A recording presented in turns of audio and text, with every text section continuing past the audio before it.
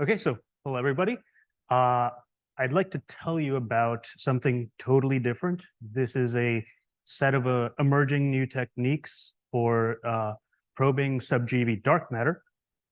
Um, and you'll notice I said emerging, and that's because if there was any chemists in the room after this presentation, they'd probably come up to me and say, this is really old technology. Why are you even telling me about this?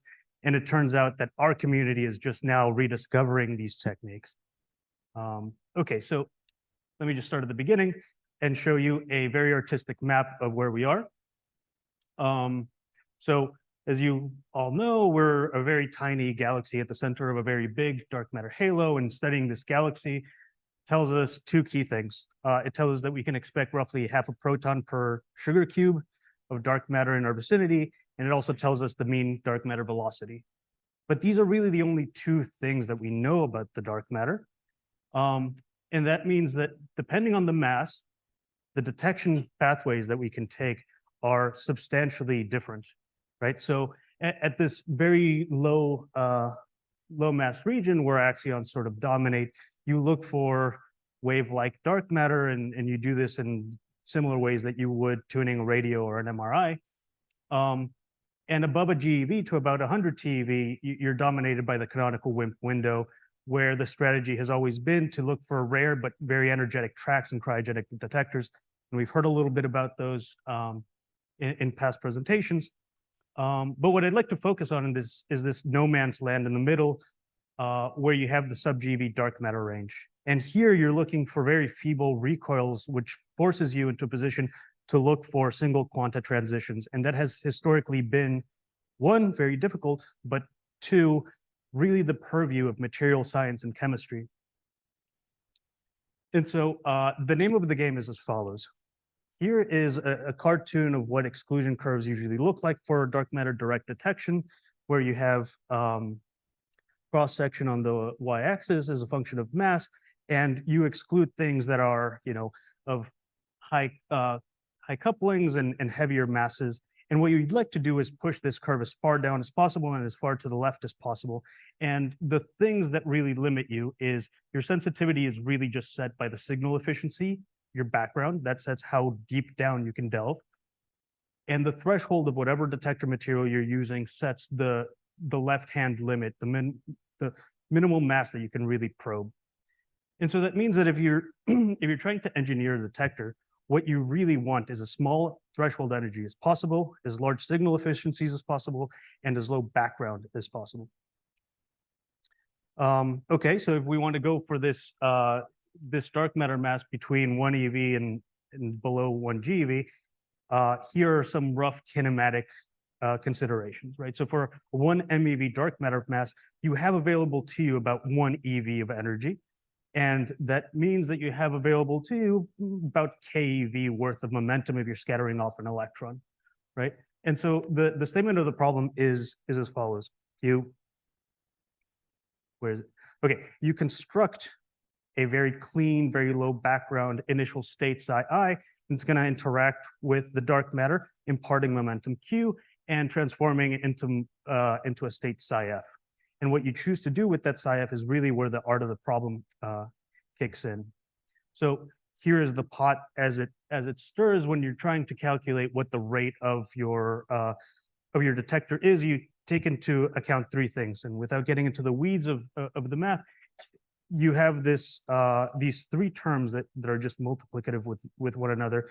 One is the mean inverse velocity, which tells you about the astrophysics of the problem.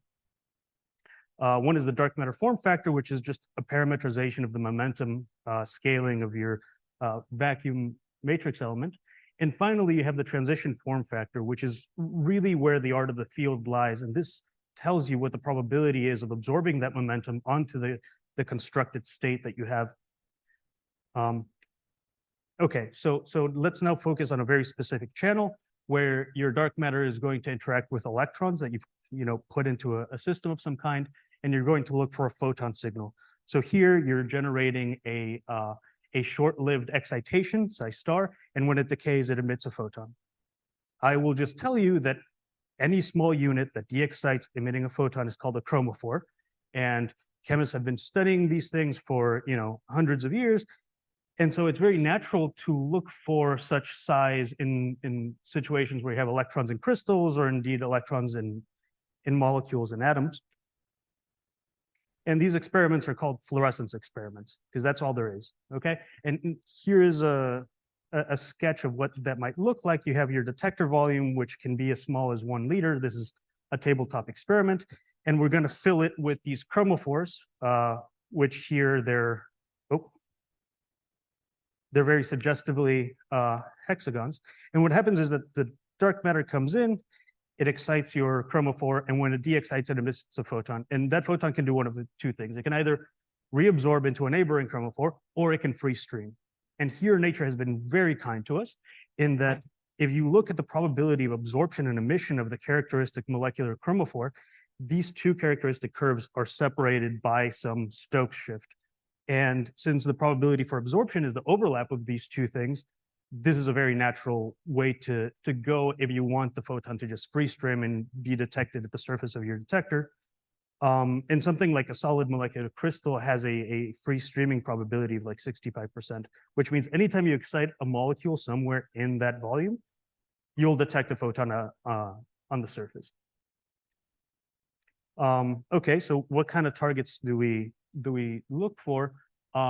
Let's start with carbon-containing molecules. And if you're like me, carbon is your favorite atom. And that's because the electrons come in these two nice flavors, s and p orbitals, which mix into sp3 and sp2 hybrid orbitals. And the reason why that's important is because it gives us some very nice geometry. So in the sp2 case, you have this longitudinal, very strong sigma bond, and that makes the backbone of your molecule. But above and below that preferential plane, you have these very delocalized pi bonds. And electrons that live out there are free to sort of move around any perimeter of alternating single and double bonds. And that's exactly the kind of system that we're going to look for. The reason why it's a natural place to look is because if you just ask, what's the momentum width of any such state? Well, it's 1 over the Bohr radius, which happens to be keV. So you're well kinematically matched to the dark matter at a mass of an MeV. Okay, so now the start of the story is about 3 years ago. I was set with the task of trying to write down how dark matter interacts with molecules. And at the same time, a good colleague of mine at the University of Chicago said, look, I have this molecular scintillator, paraxylene. We want to know what we can do with this for dark matter detection. And so once we wrote down how the electrons behave and how they interact with dark matter, very quickly he was able to construct an experiment. So here on the left-hand side, you have this paint can size volume of this paraxylene liquid, and it's cryogenically stable. And then you have this very sensitive PMT. You drop that into some lead shielding, and you take data. And a few months later, you have honest to goodness results. This is the way that science was meant to be done, right? This is extremely quick, and these are our results. So on the left-hand side here, you have something like a heavy mediator model and then a light mediator model on the right. And what we observed are these dotted lines, and these lines are really set by the background of the photodetector. But the photodetector deep underground was calibrated for very low noise. So in theory, we could have gotten down to this dark black line, but that's not really the point of this plot. The point of this plot is basically to just say that, 3 physicists essentially in a garage with some lighter fluid could get down to compete with the bleeding edge of what experiments like Sensei could do. And that was really great. That told us that fluorescence with dark matter works, and it works really well, and it's very efficient. And so how do we go forward? Well, what we need is lower background. That's how you get this curve down. And so here we have 2 options. And the first option is to reduce background in the absorption step, which means if you can somehow make the absorption of that momentum selective, then you can disentangle your signal from your background. And one way to do that is with directional detection. So let me now modify this picture that I drew in the first slide a little bit, because of course the planet is orbiting around the galactic center, and that means that it feels an effective dark matter wind, effective dark matter wind.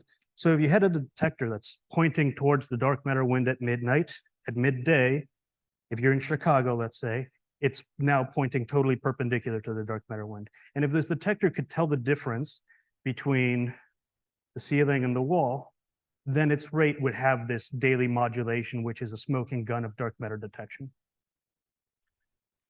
It turns out that there is such a detector in the molecular space. It's these kinds of molecules here. We picked transstilbene as something that we know, and we picked it because it has these delocalized planar networks of double bonds. You gotta stop doing it. And it forms these really nice pi stack structures where all the molecules are sort of facing the same direction. And not only that, but since the 60s, we've known that we can make these very high quality optical transparent crystals. And if you can't see the notches on that ruler, these are centimeter big crystals that you can make. And so we calculated what the daily modulation of this would be, and we predict that the rate would change throughout the day by up to 70%. And that's a verifiable signal of dark matter if it's there, right? There's very few noise sources that could do this. And what's more is that as a function of dark matter mass, this modulation remains at the level of up to 10%, right? Other daily modulation proposals have this unfortunate feature that at arbitrarily high masses, you completely lose your daily modulation. And this is just due to the fact that the dynamic form factor of these molecules is fundamentally anisotropic. So what does this buy you? Well, if you didn't have the daily modulation and you had some background in your photodetectors of, say, one hit per minute, you would have an exclusion line somewhere in the dotted line up there. By looking for this daily modulation, you now buy yourself 2 orders of magnitude in exclusion, and now you have a very real discovery potential, which is essentially these 2 orders of magnitude. And this is just something that you get for free from going from a liquid to a solid. This is great. With a kilogram of this transstilbene, we could already start probing, scalar freeze out benchmarks and otherwise. Also, I'll note the following. This material is not very fancy at all. You could probably find a kilogram within about a block of this room. This is, undergrad stuff. Okay, so we can do even better. We can look for the nuclear recoil. By doing the same thing, we excite a molecule and we look for the photon signal. And the way we do that is by using a strategy that the xenon people sort of pioneered, which is looking for the Migdal effect. And all the Migdal effect is an inelastic scattering with the nucleus. The nucleus recoils. And so from the point of view of the electrons, you now have a time-varying potential. And therefore, they're no longer in the ground state, which means they have a non-trivial probability of escaping into an ionized state. And the characteristic scaling is this kinematic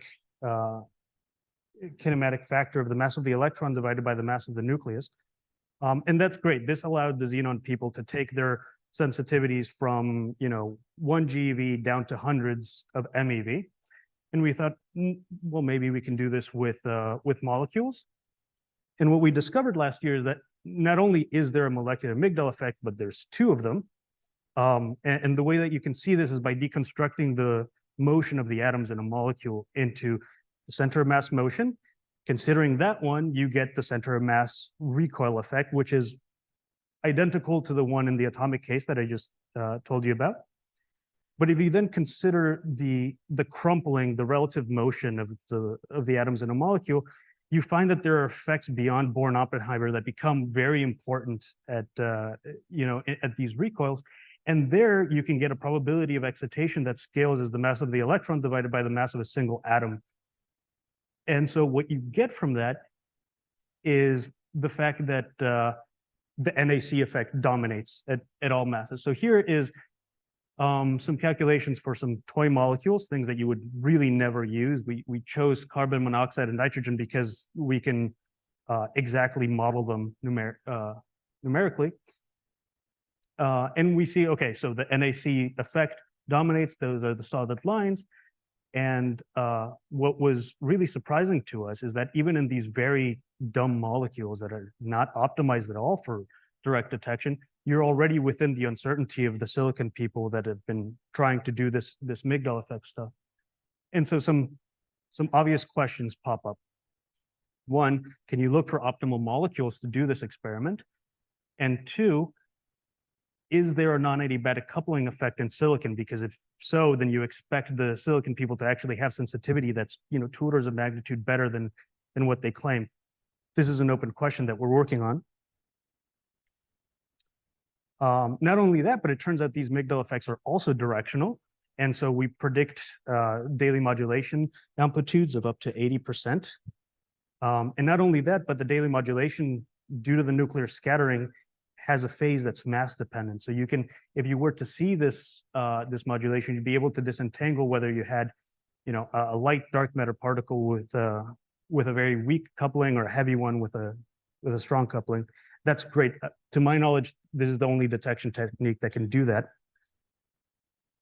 And so great. Okay, so that's option one. If you can reject backgrounds using this modulation. Option two is rejecting background based on the emission step. And so I'll just tell you that we can engineer states that when excited will emit signals that are very coincident in time. And when you do that, then you can totally reject your thermal noise. And such systems are quantum dots.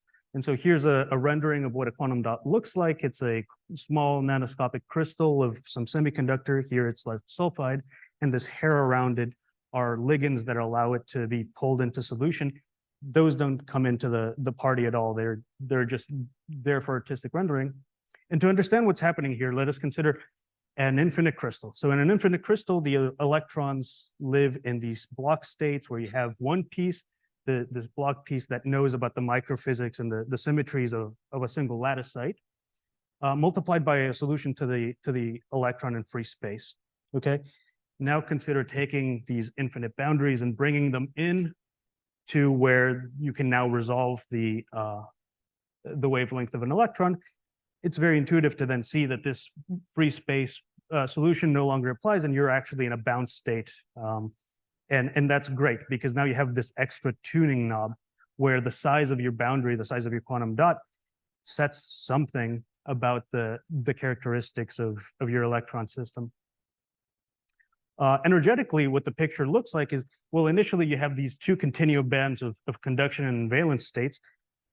Due to quantum confinement, you now are able to resolve individual bound states at the band edge, and the size of your quantum dot now determines the new gap of your material. That's great. You now have total engineering over your threshold. Okay, so what's the strategy here? Why is this important? Well, it turns out quantum dots do something kind of neat. Say dark matter comes in and excites a fairly energetic pair of carriers. So this is just called a hot carrier. It can exchange one fairly energetic carrier for multiple low energy carriers at the band edge. Okay, this is called multi-exciton generation. And when that happens, these multiple excitons can now recombine and emit photons that are coincident to within the radiative lifetime of these band edge excitons. So, tens of nanoseconds. So the strategy would be take the same cylinder that you were using for your molecules, fill it with a solution of quantum dots, but now have two photodetectors that are looking for a double bang event. If you do this, there's a very natural way of deploying in two stages. The first stage is a 10 gram stage, which fits at the tabletop level.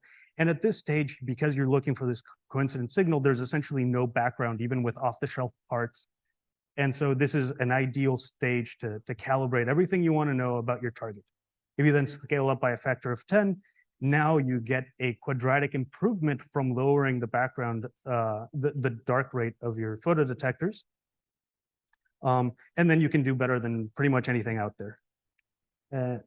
What's more, you can play similar games by looking for absorption of, say, a dark photon. And you'll notice that these lines are no longer smooth, they're jagged. And that's because these have been calculated using a form factor that comes from actual honest-to-goodness spectroscopic data of a quantum dot. So if you want, this is a sensitivity curve that's already calibrated with data. There's no funny business. This is actually what you would get. And a key conclusion from this is that the dark matter doesn't really care whether your semiconductor is monolithic, like in a CCD, or whether it's nanoscopically dispersed. It doesn't matter. That's the microphysics. So by disentangling the emission, your signal from the excitation, you're able to not only tune your signal, but engineer however you want the background rejection at that stage. Okay, so we published this, and pretty quickly we generated some interest, and some very nice and talented folks at Stockholm got together and said, okay, great, let's build this. And so we formed a collaboration called the Quadra Collaboration. And so this is a CAD rendering of what that's going to look like. These are 7 PMT, so this is something like the top cap that's going to be looking at 7 chambers of quantum dots.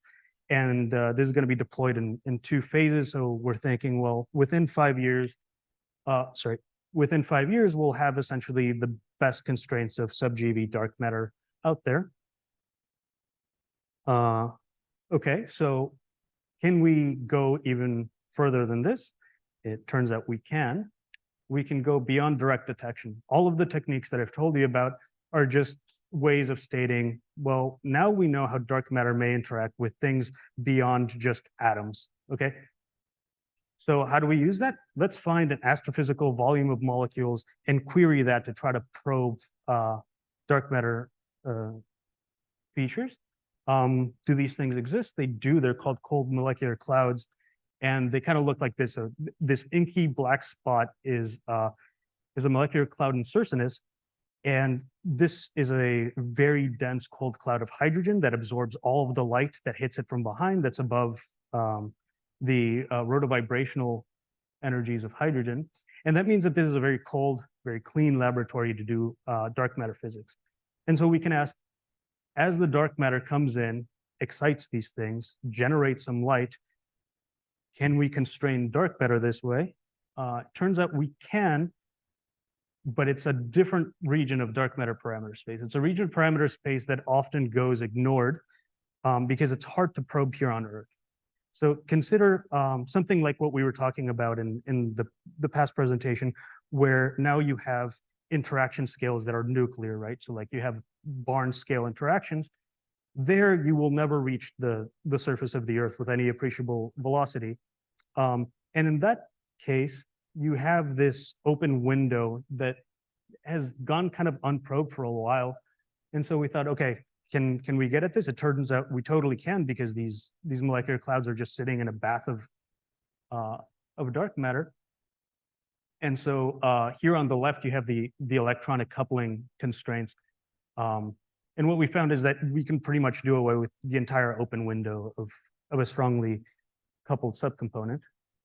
And what's more, in hopefully next week, you'll see this on the archive, is we can set similar constraints for nuclear scattering. And that comes from considerations of the molecular Migdal effects in space. So that's a first. We're really excited to have that out. Okay. So I think with that, I'll leave you guys and move to questions.